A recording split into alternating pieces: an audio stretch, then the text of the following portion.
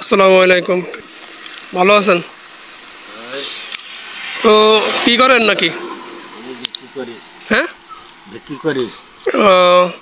তাই আপনার হাত নেই একটা দেখতেছি, একটু হাত করে দেখেন। হাত নেই দেখতেছি, হাত নেই, পা নেই, ঠ্যাংখোড়া। চাউল তো দেখতেছি অল্প করে পাইছেন। হ্যাঁ, আহ, গ্রামে গ্রামে ঘুরি।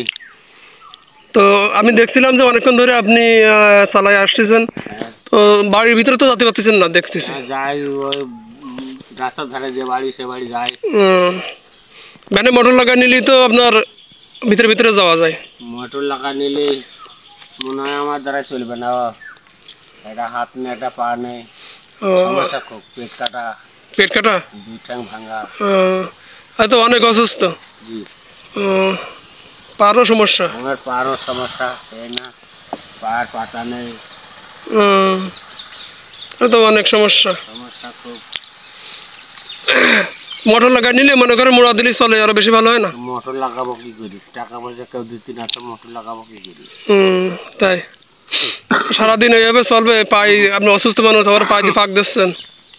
ওই চলে, আর যদি খিদে লাগে তার দুপুরবেলা হয়ে গেলে চলে না। আপনার এমনিতে তো অসুস্থ মানুষ, তারপরেও তো আরো বেশি অসুস্থ হয়ে যাচ্ছেন।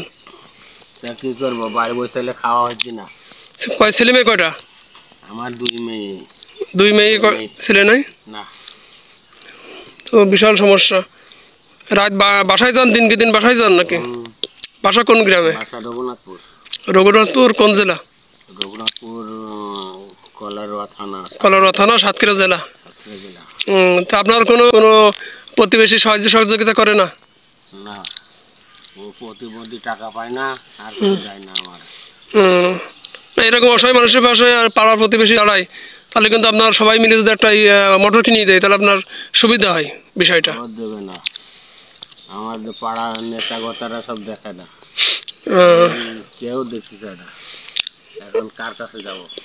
সারাদিন আপনি এই পার সমস্যা, হাতের সমস্যা, তারপরে নিজেই এমনিতে অসুস্থ, তো এইভাবে তো পারবেন না। 11টা 12টা বাজলে পরে খিদে টিদে লেগে যায়, তখন আর ঘুরতে পারি না, হাঁটতে পারি না।